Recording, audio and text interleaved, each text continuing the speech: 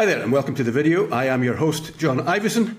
This week I'm joined by Louise Blais, who is a career diplomat, now expert in residence at the Université de Laval. Louise, welcome. It's great to be with you, John. Thanks for inviting me. No problem. Well, thank you for being here. I mentioned that you were a 25-year veteran of the Department of Global Affairs, latterly as Ambassador and Deputy Permanent Representative at the United Nations in New York, and that was after stints in Atlanta, Paris, Tokyo and Washington. And I'm interested in your perspective on the UN in light of a parliamentary petition that emerged last week. It was promoted on social media by the Conservative MP Leslyn Lewis. Media reports claim that not only did Ms Lewis publicise this petition that called for Canada to expeditiously withdraw from the UN, but that her office even helped to write the text. The Conservative Party has not commented, perhaps because many of its supporters are ambivalent about the UN and its subsidiary organisations like the WHO. But, I mean, I don't think many people would claim that the UN is perfect, but pulling out of the UN for a country like Canada would be bonkers, wouldn't it? Well, yes, it would be. I would be the first one to do something like this. I mean, our Western allies would be looking at us, wondering what we're thinking. It is, you know, the UN is not perfect, as you mentioned. It has a lot of flaws. It needs to be reformed, but we're not going to reform it from the outside. And so staying in is really the only alternative to improve it. And really, in Canada, I don't think we realize quite how enormous the UN has become. It really affects every single aspect of human life. And it is the place that where treaties are negotiated, where conversations are being had about shared global problems. So you pull out of that, you lose your voice, you lose your influence, and you lose your ability to affect things that will impact the country. So it is, while it can be frustrating at times not to get our way, this is the way it works. It's 193 countries, and Canada won't always have what it wants out of it. But in the total sum of it all, we definitely have benefited historically enormously from the multilateral order. And as it's shifting now, I think we really have to make sure that it shifts the right way. It's not going the right direction right now, but that doesn't mean that we can't turn course. So let's delve into some of its foibles and Canada's relations with the UN.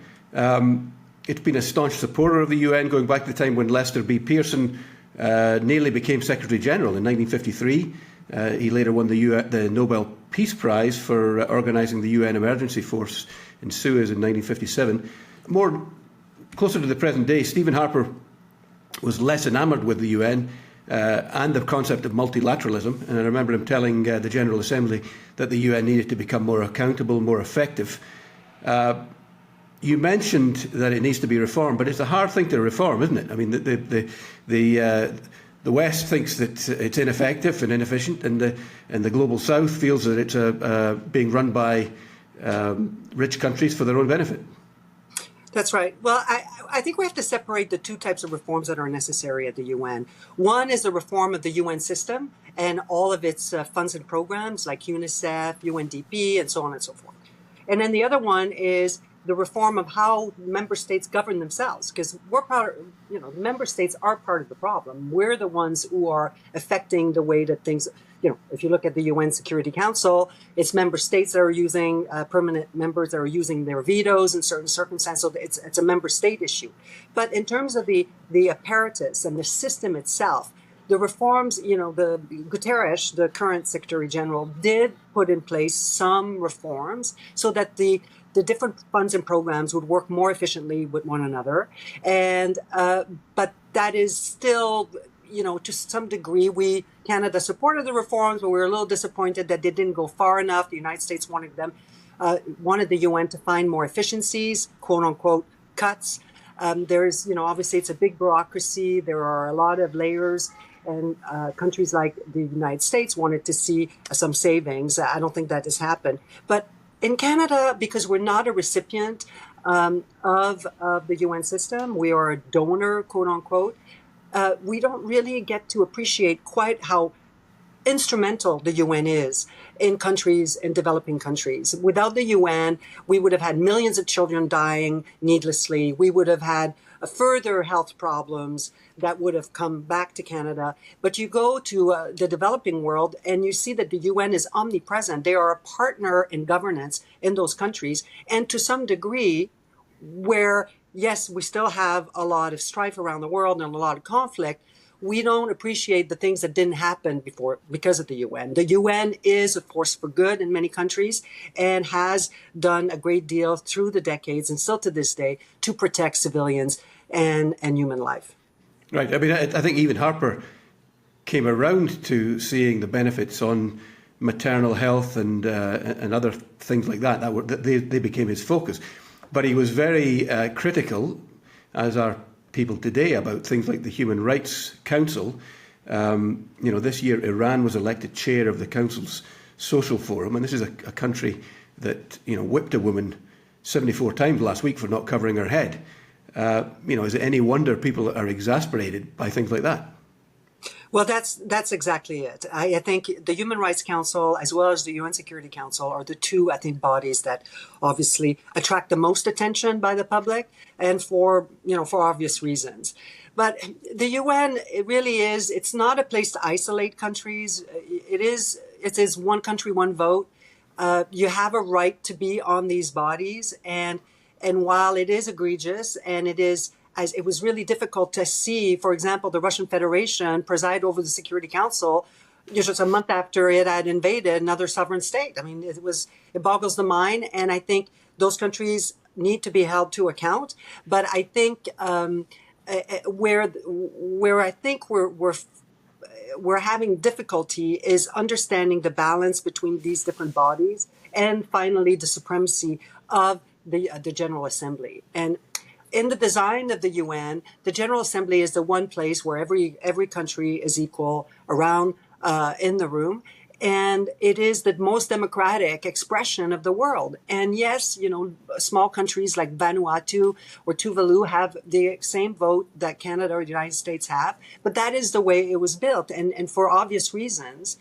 And one of the things that Prime Minister Harper had noted, and the same thing that President Trump noted, is that as the Global South grew in size and representation at the UN, I mean, the UN went from 50-some countries to now 193, our voice appears to have diminished by sheer number. And now you've got the Global South affirming itself, and probably rightly so. They want to have a greater say in how the world is managed. They are disproportionately impacted by global change, just to name one issue.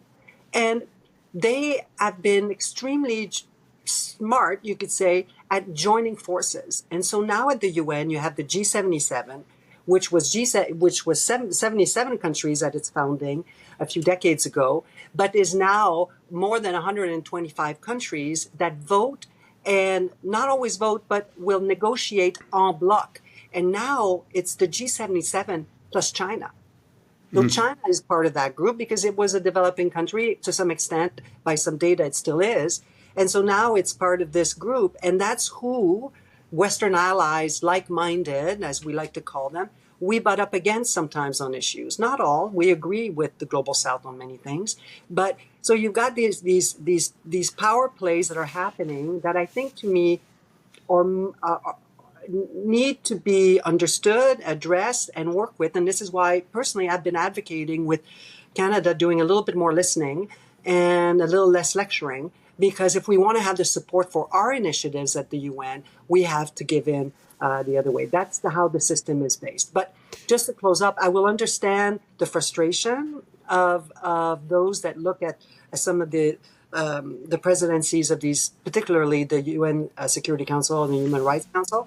But at the same time, you kind of have to say, well, the idea of expulsing a member state is complicated and probably very risky, because it can turn to you. At some point, somebody could, 2/3 vote is necessary in General Assembly, and one of our friends could be expelled. So you really have to always approach the UN in form of degrees and nuances. We will rarely have exactly what we want.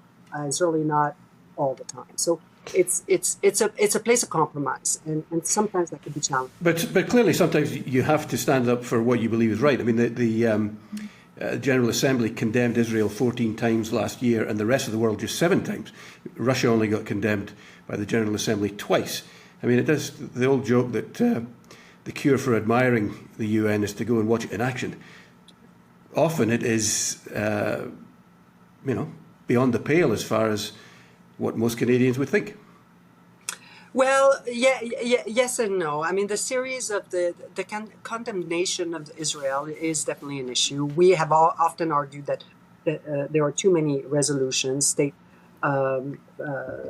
specific resolution. I'll have to say that most countries at the UN do not like resolutions that target one country. This is not a popular thing to do, and Canada has a resolution that we bring every year on Iran, human rights in Iran, and we have difficulty drawing support to it, although we're successful, it gets adopted, but because there is the sense that no one should gang up on one country.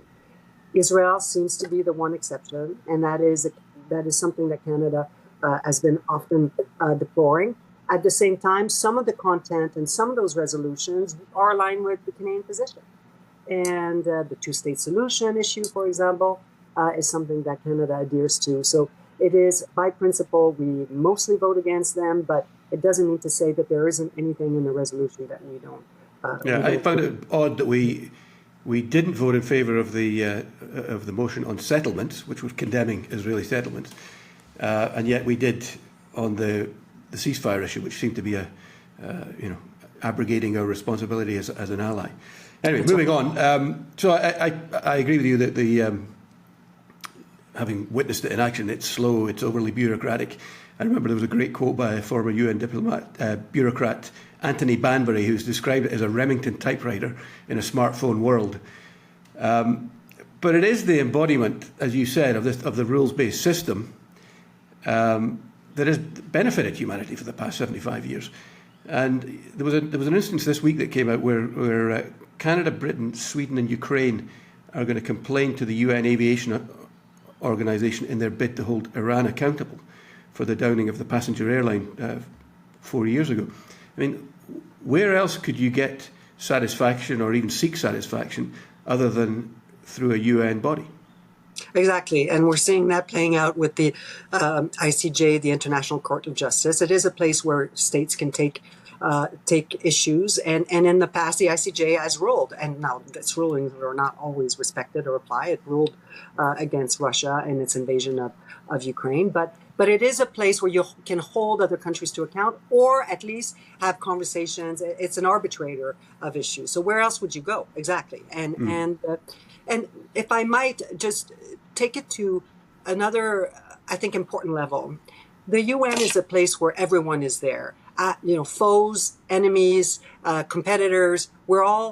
We see each other every single day. We sit next to each other. We share meals together because activities go on. It is the one place where Canada can actually have some level of interaction with countries with whom we don't have formal diplomatic relations. When the plane was down, as you mentioned, John, it was through our 2 mission at the UN that we made our first contacts on having consular access, because we don't have an embassy in Tehran anymore. So it was done there because we knew our counterparts, the ambassadors, and they were actually the conduit of information. And so that was important. And when you're at the UN, you realize a lot of the ambassadors that are posted there, or the diplomats, end up joining government or were part of their government before. There's a lot of political appointees, obviously. And so you're really speaking directly to that government, and sometimes in a way that is difficult for our embassies to do. So you can develop personal relationship, even with competitors, that sometimes is important, because sometimes you do need to problem solve together. And there are challenges that we can work with countries as egregious as Russia or the Russian Federation on things like the Arctic. I mean, we have to be pragmatic, to use that term that we've been hearing a lot recently. We can't just shut off, isolate countries that can have an impact back. So those personal relationship, behind the scenes conversation is what the public doesn't see, but it smooths out and paves the way sometimes for compromise and agreement that really benefit Canada. I can name you many examples. I just named the Iranian one, but there are many other examples I could come up with where there's been a lot of problem solving, bilateral problem solving in the corridors of the UN. So going back to Canada's relations with the UN, enthusiasm returned with the Trudeau government. I remember staring at my feet in the General Assembly in 2016 when Justin Trudeau proclaimed that we're Canadians and we're here to help, which was a bit cringy, but they loved it and they cheered him on. I guess that was all part of a bid for the Security Council seat that we didn't get. Perhaps in part because we didn't live up to our promises on peacekeeping. You must have had a front row seat to all of that. Yes, I did. I worked on the campaign for three years, and I think there's a lot of you could do the anatomy of that campaign, and I think part of it was not the right slate, wasn't the right time. We came in, we contested. Europe countries will always stick together when it comes. They're going to vote for one of their own, so that's a big block that you don't get. Then you have a position on Israel where we've been very supportive, so you're not going to get the Muslim vote, Muslim country votes, or not the majority of it. You'll get some, and then we had our tension with China with the arrest of the Huawei CFO, and then the arbitrary detention of our two Michaels. And China has influence. And so it was a kind of a perfect storm that made it really difficult for us to get to that seat. But people say, oh, it was terrible, it's a rejection of Canada.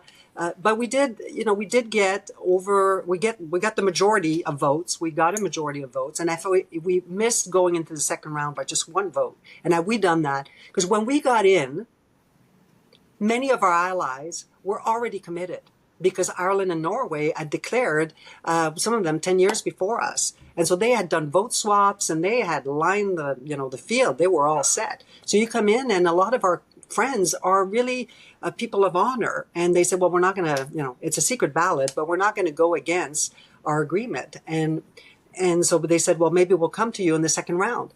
And well, not maybe, they said they would. And we'll fulfill our engagement and come back. So it's a complex loss. I think any one of those factors you remove, we could have made it. So we shouldn't interpret it too much as a rejection of Canada. But at the same time, I think there is a bit of a fatigue of Canada is back. Let us tell you how things should be done. And we really push a lot of social issues internationally. A lot of strings attached to the funding that we give to the UN more and more. And that's deplored by the UN itself. They want core funding. They don't want to be told what programs to put it on. They want to be able to put it where they feel is most needed. But we often have, well, it has to be gender this, it has to be all that. And sometimes we fund things in countries that adhere to our own values, and they're great values, but they're not the priority of the recipient state. So you're kind of not getting anything back for that support. So there's a little bit of that we have to take into consideration, understand our place into the world. But it's I wouldn't qualify it as a rejection of Canada. Just more generally, I mean, when you go into the UN compound, it's a kind of rabbit hole in the middle of New York. The symbolism of the art greets you there, the St. George slaying a dragon and a worker beating swords into plowshares. It kind of raises expectations about what might be achieved there. But I read a great quote from the second Secretary General of the UN, who died in a plane crash in Zambia in 1957, Dag Hammarskjöld, who said the UN was not set up to lead mankind to heaven, but to save humanity from hell. Do you think it's done that it's been responsible or largely responsible for 75 years of peace? And is that now in danger? We do seem to have slipped from an era of cooperation towards one of competition. Well, as I said, I think it's easy to dismiss what didn't happen, all the conflicts and all the lives that have been saved by the UN, because it's a negative. It didn't happen, so we don't really feel it. And we can easily focus, especially on recently, its inability to stop and prevent conflicts. And so, yes, I think DAG had the right attitude. I don't think the UN. I don't think we can put on the shoulders of UN this utopia that it can create. But what is worrisome of late, more so than in the past, is the normalizing the disrespect of international law. Now it seems that sanctions don't have teeth.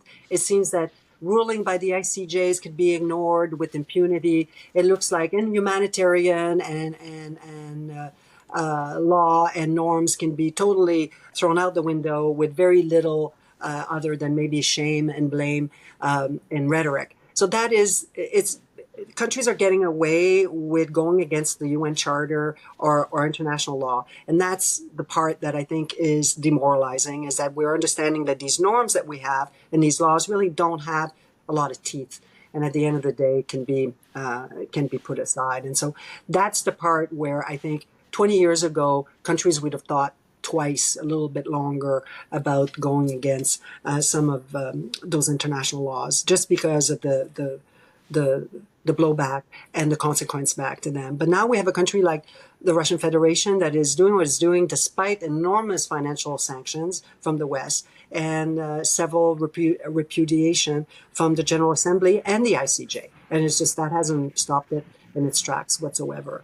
And so that is, I think, what has changed and what is particularly worrying at this point. And I'm not exactly sure how you fix it, but I wouldn't advocate for throwing it out the windows and, well, it's not working, so let's forget. And at the very least, there is political pressure put on states, and you've got to think that is perhaps